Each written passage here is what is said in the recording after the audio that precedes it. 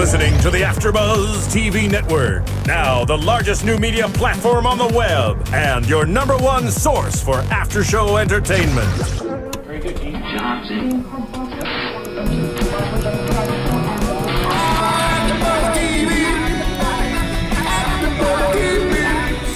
The AFTERBUZZ Studios in Los Angeles, California. Presented by Maria Menounos and streaming live thanks to Akamai Technologies. This is AFTERBUZZ TV's Betas After Show. We'll break down tonight's episode and get you all the latest news and gossip. And now, another post-game wrap-up show for your favorite TV show. It's AFTERBUZZ TV's Betas After Show.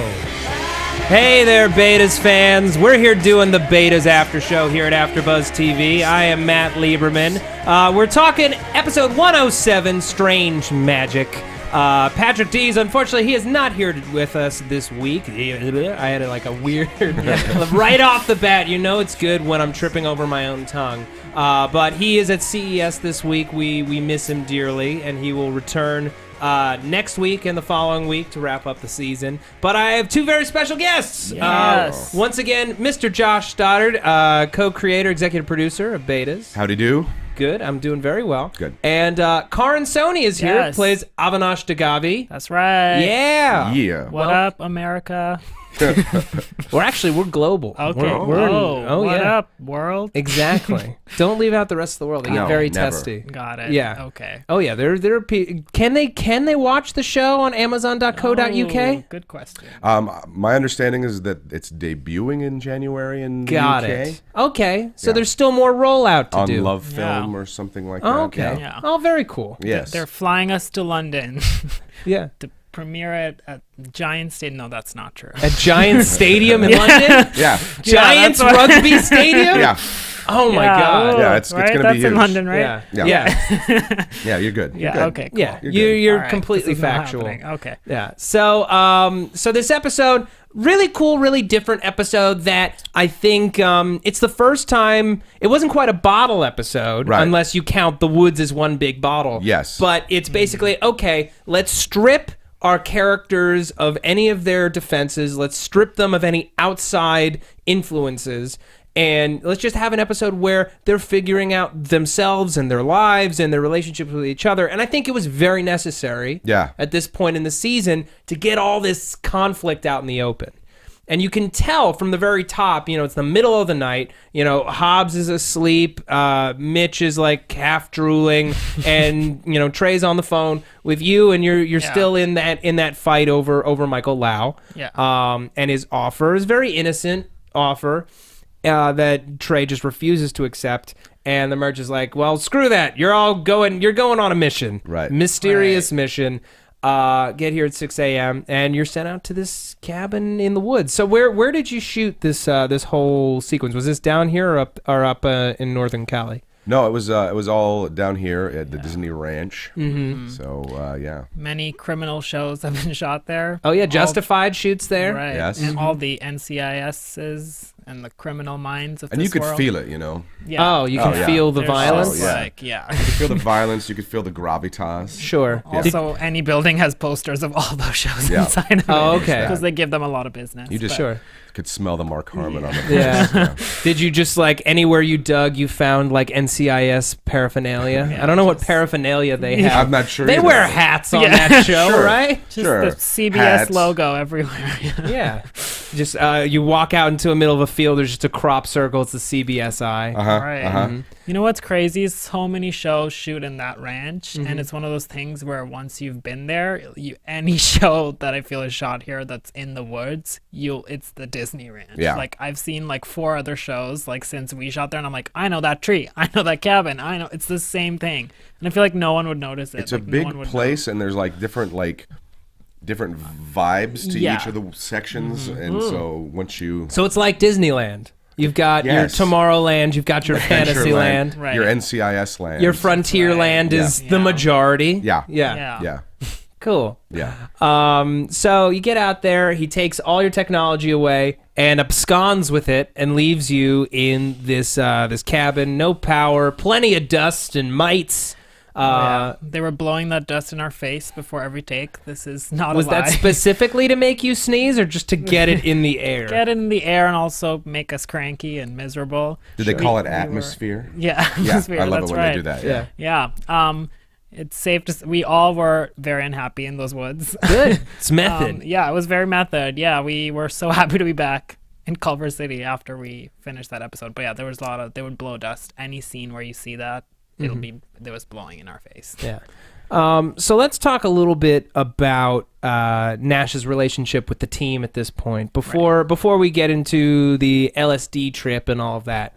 You know, he's known Trey for so long, and I love this scene in the episode where you ask him, why are we friends? And it's something that anyone that you've been a friend with for a very long time, especially if you've known them since before you were an adult, you kind of have that moment of, I don't really understand what connects us other than experience at this point. We're very different, radically different people. Right. So what is Nash feeling? He's working with his best friend, but the guy hasn't been listening to him for months and months. Yeah, I think this is kind of the moment where like he doesn't consider Trey like as much of a friend anymore. I think he's like starting to like reconsider the whole relationship and like this the whole whatever they've been doing for the past few months, because I think none of the app isn't really getting anywhere, and like they have a few weeks before the big presentation. So I think it's the moment where the excitement of like the shiny new office and like the the new digs and like all of that is kind of over, and it's down to just the idea that they're probably not going to make it, and like no one is listening to Nash, and like no one is listening to him. So I think it's definitely one of those moments where like he's starting to really start that transformation that I think he has over the season, where he's really starting to have his own voice and like finally like voice his opinion, which he hasn't, I think, in the past been able to do. And probably because of his friendship with Trey, because it is not a very healthy friendship in some ways. Yeah, because no. Trey definitely speaks for him, and he's someone who, if someone does that for him, he's not gonna really speak up or anything. But I think now over the first season we get to see that for my character, and I think this one's one where it definitely is like starting to happen. We saw glimpses of it before in the episode before, but I think this one, it's really like there's no distractions to like not confront the issue. Yeah. So. And he's somebody who I think he feels very deeply. He's not always a person who expresses those feelings, Right. but the panic over, this is my life, this is my parents' money. I feel like I have concerns that need to be heard and they're not being heard. And it all kind of boils over. You were keeping Mitchell's secret at the end of last episode, but all that Reiki Zen just gone. Right. I think he's just been holding so much inside that it's just like he's just letting it all out at this point. Yeah, like any progress that he made with Mitchell is lost too, because I think he feels like it's one of those things where like you feel like the solution to a problem, but like no one else like is seeing like the solution that feels so easy to you in your life, and you're like, this is it, you just do this and we'll fix it, and no one's listening. So I think it just is like the breaking point for him at this point. Well, it's like when you're in that situation, because I can relate to that. You either blow up or you check out. Right. Like this is very off topic, but my family were on a cruise and we were doing this trivia challenge every day, family trivia, and all these families came, and my family took it very seriously. Most of all, my brother, who refused to let anyone else fill in answers, and he wasn't listening to anybody, and he was, very, very upset. So after I realized that nothing I felt was being heard, I just started like writing butts over and over and over on sheets of paper, like oh guys, I got, and then I'd write, and then I'd sit back, and it would just be butts. Like, do you draw butts? No, write the word butts. Okay. It's a very funny word on paper. Wait, how did your brother handle this? He was really so upset. mad. Oh, he would go ballistic, and then all the other families would start staring at us, and I'm like, no, it's a strategy. They're all very, very distracted. They're not focusing on trivia. Back to the show. Yeah, I see how that relates to strange magic. I see it. Yeah, there's a strange magic to seeing the word butts written out on paper when the stakes are really high. Yeah. Right. Yeah. Okay, so you blow up Mitch's spot. Everyone's kind of in free fall, but you have no options but to make this Murch quest happen. Right. And we were talking before the show that the episode originally had a different title. What was the original title of the episode? Do you remember, Josh? I don't. I mean, it was probably something very basic like The Trip. I mean, it was probably. I mean, we didn't have. It was the woods. It was the woods. That's right. It was The Woods. It was the woods. That's right. Yeah, Very basic. Very basic. Yeah, it was basically so we'd remember what the heck we were talking about in the conversation. Oh, the Woods episode. Yeah, the Woods the episode where they go to the woods. Because not everybody has that, that wellspring of yacht rock, knowledge, and it can go strange magic. That must be the LSD episode or whatever, Yeah. Yeah, ELO, the LSD. I get it, So, yeah, we had some very rudimentary titles before. And What you said yacht rock also before the show. What is yacht rock? It's the style of music that Nash listens to. Sailing and yes, yes. Oh, okay. I love that. Yeah. Yes, all Hall & Oates, Right. Christopher Cross. Christopher Cross. Yes. Anyone who doesn't The Doobie like Brothers. Supertramp is a douche. Right? Breakfast in America. Come on. Yeah. Yeah. All right. So you finally find this box after much arguing. You find this box filled with Polaroid photos of all of the tech innovators and giants of the last generation, like the last 25 years. You got your Steve Jobs and your Elon Musk and your George Murchison, as you would, and a Polaroid camera and a bunch of LSD. And I was very pleasantly surprised. I mean, I know it was like kind of in a fit of rebellion that Nash is like, no, I'm going to take LSD. Yeah. Screw you guys. Yeah. Screw you, Trey, you pansy. Yeah. I think it's also the fact that he's sick. He's not thinking right. Yeah. He's wearing a poncho. Mm-hmm. Mitchell's not stopping, yapping away. He can't put these headphones in. Yeah. So LSD it is. Mm-hmm. Ponchos will do that to people. Yeah. Ponchos make us all do strange things. Right? Yeah. Yeah, the 60s would never have happened without ponchos. It's not true. That's not true. That's not a true saying. Half of this podcast, Karan, so you know, is me saying things that have no factual basis. Everyone on the table just nodding quietly. And then we move on. Okay. It's half of the show. The other half is talking about Betas, which is a very great show. Before we get into the trip itself, I just need to talk really quickly about iTunes. Folks at home, thank you so much for listening to this podcast, watching this podcast. We love our fans. The people who watch and listen to AfterBuzz TV are the best people on the planet, like bar none, and no one can ever take that truth away from me. You can't do it. We do this show for free. I mean, I don't get paid. I do like 9 shows a week now, which is insanity. It's my own fault. But here at AfterBuzz TV, we put out like 60 hours of content a week, and it's all free. This is a free podcast. You clicked on a thing, you downloaded it for free, and now you're enjoying some sweet, sweet Betas action. So if you're in a generous mood, you may be wondering, hey, Matt, what can I do to keep this gravy train running of sweet, sweet free programming? I will tell you. We don't want your money. We don't want too much of your time. All you have to do, go to iTunes, where you got the podcast, most likely you got the podcast, slap us with a 5-star rating, give us a review, let us know what we're doing. Are we doing our jobs well? Are we not doing them well enough? Am I making too many asides? Am I not making enough asides? These are important questions. There will never be enough asides, according to Josh Stoddard. No. And here's the thing. I know it seems trite, but it actually is so helpful. It is so helpful. It keeps our show searchable. SEO. I don't know what it means. It is very, very important. But we want to be... Search engine optimization. I knew what it meant. I was being facetious. Marissa Serafini. Well, I'm being I had no literal. idea. Marissa Serafini, our amazing, amazing engineer and producer. Love, love, love Marissa. So here's the thing, folks. We want to be the #1 Betas podcast on the web. #1. It's not that hard. We just need your help to do it.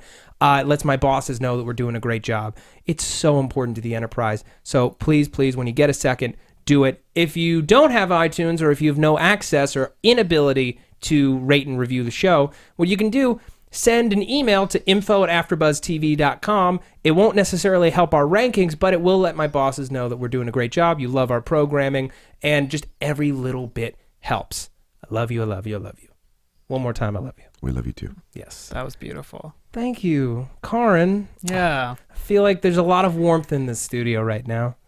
And it's not just because it's warm in here. It's really warm. Yeah, do you want to take off your jackets? Your multiple jackets? I'm fine. Is it a style thing? No, it's best to just be covered up in life. I was gonna go grab a poncho.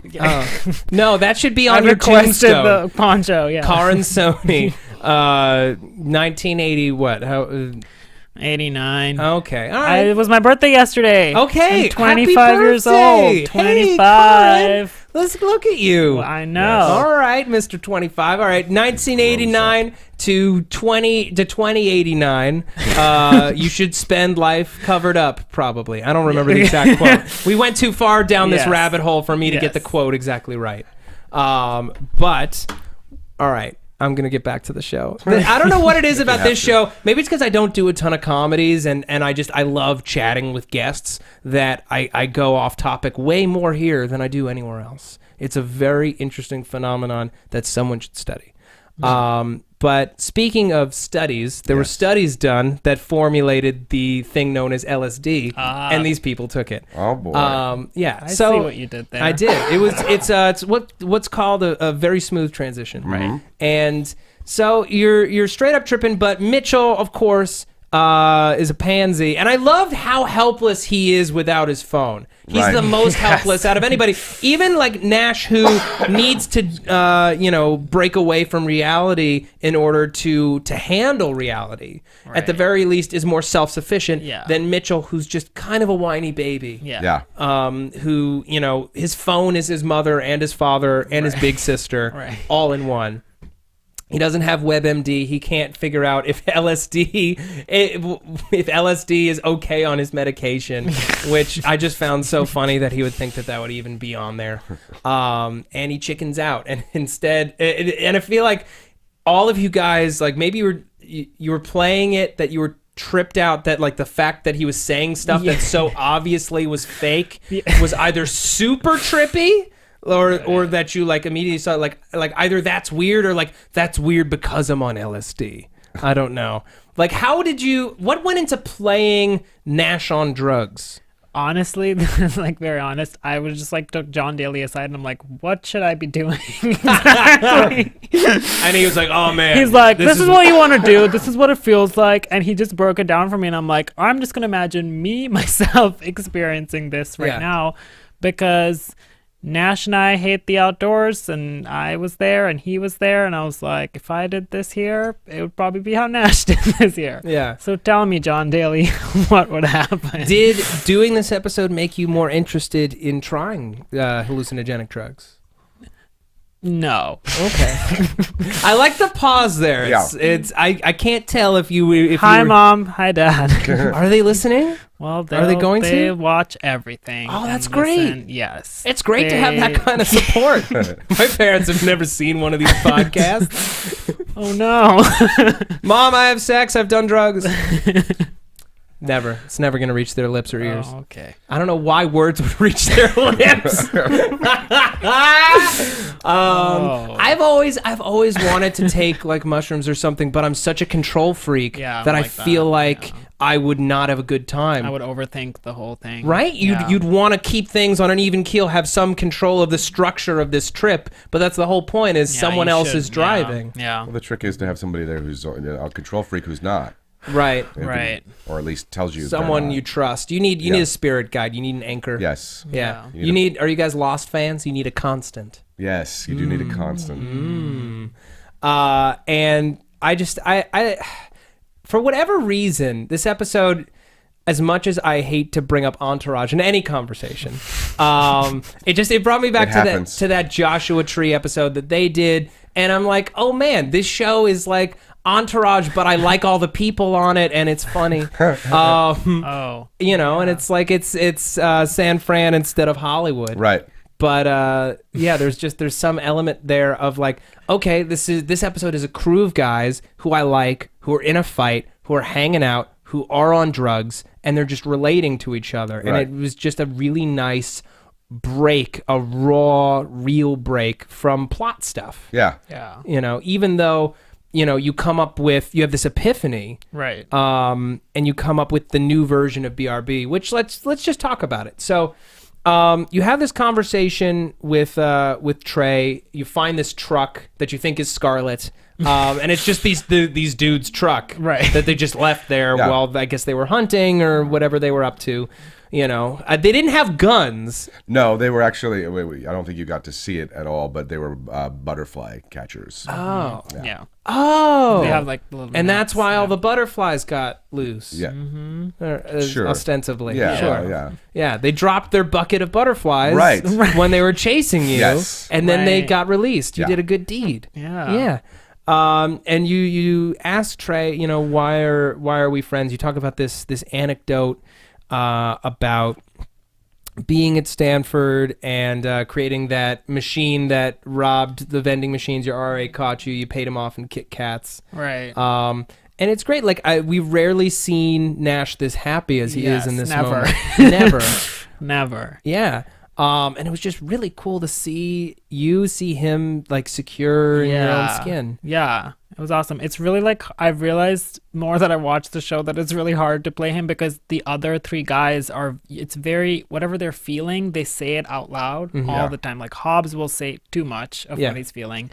Mitchell is always talking, and Trey is like, always scheming to like, get the next thing or whatever. So he's always kind of, whatever's on his mind is coming out, but I don't get to ever speak my opinion other than like a few episodes like this. So a lot of times when they're shooting the show, it's really hard because I go home and I'm like, I don't know if I did anything right today because I'm trying to think of like how I would be feeling in the moment, but I don't get to really express that. Yeah. So it is really hard to like, be like, I hope it was okay, whatever. But this episode, you really get to, it was great because he really gets to just, if it's the LSD or whatever, because I feel like he does go back in his shell a little bit after this, but at least for this moment, like you get to see him relax. And it was so fun to be able to do that because I was like, all right, like I would go home every day and be like, I feel like I did something today because I like let this out of me instead of just like holding inside and like having all these like thoughts in my head and not actually saying it out loud. Yeah. No, I really have to compliment you because you have a lot of my favorite moments on the show. Like the episode, like back in episode 3, when you say, I'll never be able to make them happy, like broke my heart like a little bit. And it was super relatable. Like you're so great on the show. Yeah. Oh, thank you. Well, all right then. Yeah.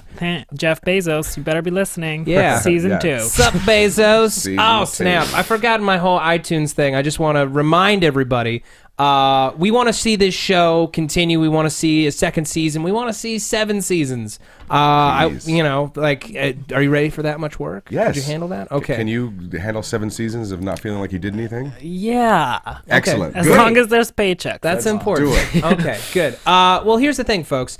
If you want to see this show continue, we need to get the word out. Not enough people know about this wonderful little gem of a show. That is and true. the best way to do it is if you're an Amazon Prime subscriber, bring your friends over to your house, have them watch it, or, if you're feeling a little randy, you could give them your password.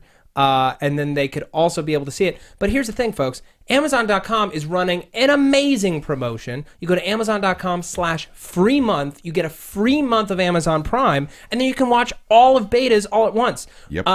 Episode 10 is dropping tomorrow. There's 11 episodes total. So if people start their month now, they're going to be able to enjoy the entire first season of Betas for the vast majority of that month. Hell of a deal. You have friends who want to be able to watch great TV and they want free 2-day shipping. You know what? There's a bunch of sales in January because Christmas is now long past. So get your 2-day shipping, get your TV on. They have Justified. They just acquired Veronica Mars, which is an amazing show. Downton Abbey. Yeah, it's the only streaming service that has it. So highly recommended. I got a fun signal that said wrap up. You're vamping, No, I'm excited for Veronica Mars. right? Yes. Such a good show. Love really Veronica good. Mars. Did you contribute to the movie, Marissa? I did. I did? Actually, no, but I read and told everyone to go. Okay, No. I contributed, so I am a better fan than you. Okay, back to the actual show that we're talking about. How many times in an hour can I say back to the show? It's just hard. It's a drug episode, Josh. I know, I'm sorry. listen. It's an aimless kind of a thing. But we were talking about... Thank you for giving me time to spin my wheels. We were talking about the moment where Nash comes up with this idea for how to upgrade BRB, how to take it to the next level. Because I've been having this concern since the top of the show, where I'm like, this seems like, I know it's a TV show, but I'm like, how would this app really work in the world? I can't really tell if it's adding anything to the marketplace. Right. But this new idea where you're incentivizing people to go and meet face to face is genius. Yeah. Is actually like a really smart idea. Like there's such a gap in the marketplace for a social app where you're meeting based on mutual interest, which is something that was already the core of the app, but you're making sure that people go out and then they meet people when they're there. Yeah. And if you can get a dense enough user base in a small enough area, you can pretty much guarantee that at any of the approved locations, you're going to find people. It's like, it's not just dating, but it's basically like singles night everywhere, and you're managing it. Right. Well, and it takes away that taste of being a stalker's app, because you basically have the information that you're able to go to a location. You don't get anybody's profile information until you're at that location. Yeah. So it's as if you'd showed up to that place and started a conversation, but it takes away a lot of people's hangups about it, so it's nice. Yeah, and I think you or Evan said this when we were promoting the show, but it really stuck with me how like Facebook and Twitter, which I feel are like the most like popular social networking, it's now all become about like numbers, like how many likes do you have, or how many retweets do you have, or how many followers, and it's all just like a number. But so the more the numbers, you're like, I don't even know half these people that I guess I'm friends with or like follow or whatever. But with this, there's none of that, because it's just like, it's not this like numbers game. It's actual real people that you're like, it's connection. With. It's honestly, it's kind of like just getting a cheat sheet. You walk through the door and someone has just handed you a cheat sheet of, these are the people here. These are the people you should talk to while you're here. Yeah. It's like when you go to a party and someone's like, oh my God, you have to meet Exactly. Right. But your friend is in your pocket. Yep. Yeah. And I thought it was great because, Trey, and we'll talk about this a lot more in the next podcast, because we're again doing a double tonight. Yep. But Trey had this idea for this app originally to help Nash meet people and make friends, and I thought it was a very beautiful little twist that it's Nash who comes up with the missing link in how to make that happen. Right. Yeah. Yeah, that's really awesome. Yeah, I love it. Yeah. I was really stressed like the whole season before this episode about the app, because I was like, well, this app is not, I had the same concerns as you. I was like, well, this app, it should be slightly better than what it is, because we're fighting for this thing the whole show. So up to this point, I'm like, yeah, I believe in it. Yeah, it's good. Yeah, it's a good thing. Yeah. And then when I read this script and like I heard that and I was like, all right, now I'm like all on board with this. Yeah, prior to this episode is all about, it was something that was similar to a lot of things in the marketplace, and it was them believing in an algorithm. Yeah. Now they've got an actual app that has something novel about it that solves some legitimate problems that these kind of apps have, and the algorithm. So, how long did you guys brainstorm that idea? Because so long. Yeah. A ridiculously long time. Right. Yeah. Because it's hard to find like new things that are new. And this feels well, like we almost fresh. closed up shop and went and developed this app because because this is pretty good. Pretty smart. Yeah, it's like, oh well, now we'd have to like code it and like do all the. Yeah. Let's just write about people doing this thing. Yeah. Yeah. Someone else will do it. Maybe they'll cut us a check. Yeah. No, Probably not. It helped that we had some really very smart people in the writers' room who actually have had some experience in this, and we were able to have some intelligent at least intelligent sounding conversations. Sure. And whether or not they actually were, I don't know. They probably were. Maybe they were. I don't know. So Trey gets split up from the group, and I love how long we went before anyone addressed it. Because it was obvious when you run away from the truck and he's not there. It's like, oh, where's Trey? And then no one's really, even Mitchell, who's sober, isn't really caring at the moment. And Trey, instead, he goes off and he has his own little adventure where he has Not a vision. It actually happened. Yeah. But we're tossed and turned a little bit about what it actually is. Where the Murch appears to him and gives him some sage advice and challenges him and makes him realize, wow, I am kind of an egomaniac, and at some point my beliefs and my position did change. I'm no longer listening to the people. I feel like I have to, pull this chariot by myself, and everyone else is just riding in the chariot, right? Instead of everyone's pulling it, pulling their weight at the exact same time. And, the best decisions are reached collaboratively. Making a TV show, especially a comedy, everything is built in the room. Yeah. It's not what one person is bringing to the table. It's what everyone brings. And it's something that he needed to hear. And I'm glad that he heard it, because it's like, it's the one, it's like, come on, dude. Right. Yeah. All these people, they want the best for him as much as for themselves. And he's the only person who didn't seem to see that. No. Yeah. So, singularly focused. Mm-hmm. He's definitely a driver. Yeah.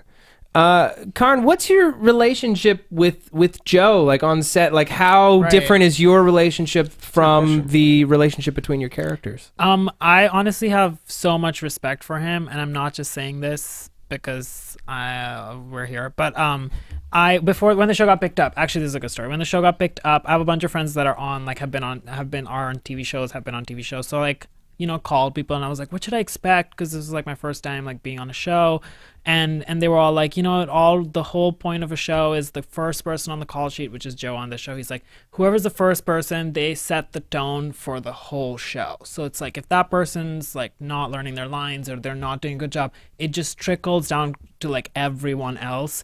And Joe works like more hours on the show than any of us, like even if it doesn't look that way or whatever. He's there like 5 days a week, like 14 hours a day. Oh, wow. He has chunks of lines to memorize.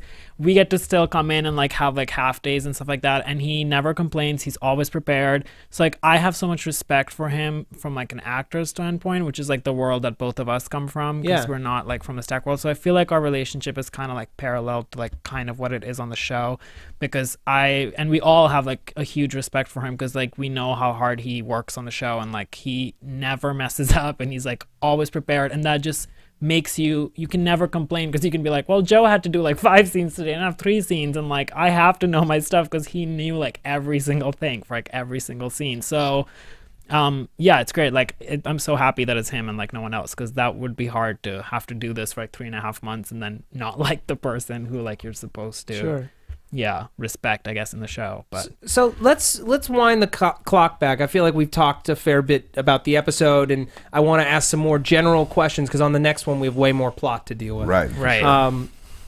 So let's wind the clock back. When were you first approached, or when did you first learn about betas? How long ago was it?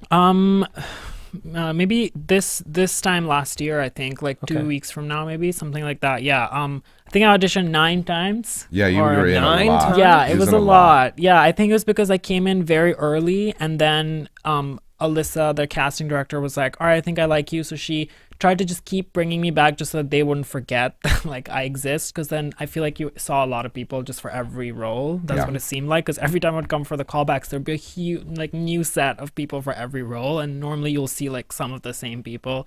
So it was like, seems like a lot of people are auditioning for the show. So I think she kept bringing me back just to do that. But it was almost a 2-month process of doing these 9 auditions before I got on it. But it was just purely from auditioning for it. Yeah. What's your background? I grew up in India, Okay. and then I came to Los Angeles. It's gonna be 7 years this summer. Damn, girl, look at you. I know. Hey, I came here for school. I went to USC, and I did theater and stuff in high school, and then I ended up doing theater at USC, not by choice. Okay. My parents, that's not what they thought I was doing. I got in as an undeclared major, and then I didn't understand what like a liberal arts system was, that like you can just do whatever classes you want, but you should try and do the ones that actually like are for your major, because you're using up your units. So I spent my whole freshman year just doing theater classes, because my advisor was like, what are your interests? And I'm like, theater. She's like, all right, do 16 units a semester of theater. So at the end of my freshman year, I was like, all right, I'm ready to apply to Marshall School of Business. She's like, well, you've done a year of theater classes and you've run out of like electives, and unless you do I just didn't even because like That's amazing. the Indian education system, you don't even leave the classroom your entire life. So if that's your class for like 7th grade, Case 8th of grade, the accidental actor. yeah, I know. Yeah. And so you just stay in there, they just give you your classes. Like there's no freedom in like what you want to do. So when I got here, I was like, this is great. And no one's saying anything. And like the school's so big and like your advisor is like not really explaining the system to you. And so I finished my freshman year and I was like, wow, I can't afford to be here for 5 years. And so I just like sat my parents down and I'm like, I'm just being completely honest. This wasn't like a malicious thing. So they were like, there's no option for you to like do business. I'm like, no, I have to do this. So I did like a film minor as like to like make up for it because my dad's like produce and I'm like, oh, okay, because he's like that's better or whatever. But then I ended up doing that and then getting like a manager and stuff from like being here. But yeah, it's gonna be 7 years. That's so, awesome. Yeah. So okay, so what do you ultimately like? What are your aspirations like beyond this? Like, do you just want to act? Do you want to direct someday? Like, what's the? This is really interesting question. Because for the longest time, I wanted to be on a show. That was like my thing. I love like TV, and I was like, I really want to be on a show. But now I'm like starting to think, I'm like, what else should I do? Because we're doing this now. But yeah, I think I just wanna act for now. Like I just want to do that. But I can definitely see myself wanting to direct because you learn really fast that you have no control like as an actor in this particular medium. Like every episode I watch it, I'm like, oh, they picked that take or that. It's like we have no control over like anything, and we have like the least control because everything happens behind the scenes. So. And I like having control, so that's why I don't do LSD. For those of you Call listening that. at home, there was a very subtle eyebrow raise. I know. Hey, I like to have control. So maybe I would want to do that, but not now. I like acting now. When did you hear? Like, what was your reaction when you finally heard? Like, hey, man, you got the part. You're gonna be in Betas, the big new super hit. You're right. Amazon the comedy. juggernaut. Right? The juggernaut that is out Betas. of all the Amazon pilots. The biggest one. No, I was really excited, but I was also very exhausted of like having to keep on auditioning for the show. So a part of me it was very different because normally I'm like, oh, I want to get this job. But this time I was like, you know what? Even if I don't get this job, I couldn't have done anything else. Yeah. Because I had gone in and like read the scenes in every possible way because they didn't change the scenes that much. Nope. And I was like, normally you audition, you're like, oh, I wish I could have gone in one more time and like showed them like this side of me. And I was like, I don't know what else I can do. So I wish I like, could have gone in three less times. Right. Well, let's blow this open a little bit. What did you think when you first met Karan, and what was kind of the decision factor? He was a train wreck. No, I'm just kidding. No, we liked him from the very beginning, but we were still in the writing process trying to figure out what Nash was, what he was supposed to be, and although we really liked what Karan was doing, that's why we kept bringing him back. It wasn't what we had in our heads. So we had this rigid picture in our heads of what we thought Nash was supposed to be. And we kept searching for it. And then after a while, we were just like, you know what, though? What Karan brings to it that we didn't really factor in is I don't know, a soul to it. Yeah. And a relatable heart, that doesn't make him such... I think the picture of a Nash we had in our heads earlier was a lot more of an alien... and a little bit more of an Abed from Community, or no, we were trying to stay away from that, but yeah, I mean probably. But I think over the course of seeing as many people as we did, living with the script as much as we did, and thinking about the show in total, about where we wanted, not only where we wanted Nash's character to start, but where we wanted him ultimately to go, Karan became the obvious choice. Far and away. I mean, it was. There was a period where you were up for another show. Yeah, no, like I was between me and one other person. Oh, for man. this pilot that didn't get picked up, but that I literally tested for that pilot on Friday, and because I tested for it before I tested for this, if they hired me, I couldn't have done this show. Oh, yeah, technically Betas was in second position. Yeah, so we were sweating for a while because I feel like we literally saw everybody. Yeah, and they waited, and then by then I was like, I don't think I'm getting the show, and then I was going on for a bunch, and then this other pilot I auditioned once, and then ABC was like, all right, you're gonna test on Wednesday. Jesus. After Monday, I was like, oh, and I was just like, okay, great. And then I tested, and then they're like, you're gonna test again, but now it's just you and one other person, because normally they test with 3 people. And then that audition, I was shooting a different thing at the same time. So I left and I was late and I almost got in a car accident and I was late to that test. And then I was like, I think that went badly. And then I was like, oh, that went badly and Betas is done. And like, it was like all bad, but it worked out because that show didn't get picked up. Whoops. And we're all the We're luckier here. for Yeah. it. Yes. All right.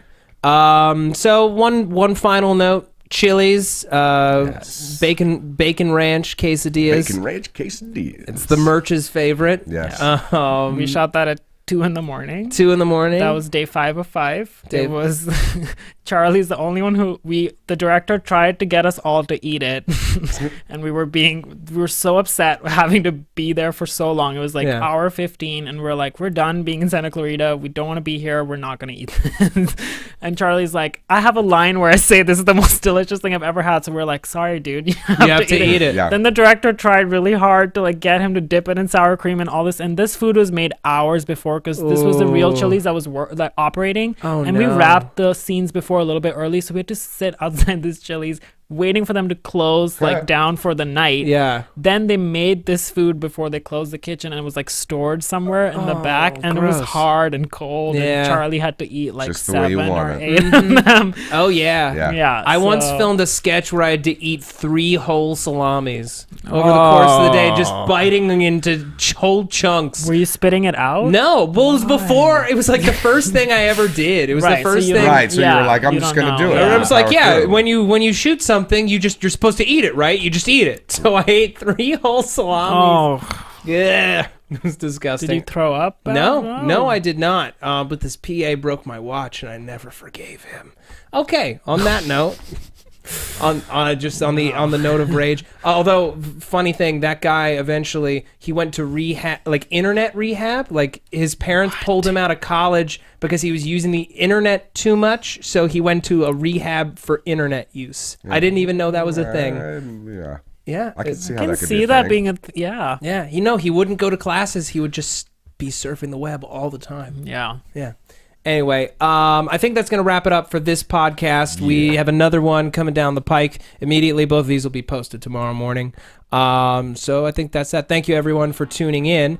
Josh Stoddard, where can the people find you? At Twitter at JPStodd, JPSTODD. Okay, and Karan, where can the people find you? At its ITS Karan Soni.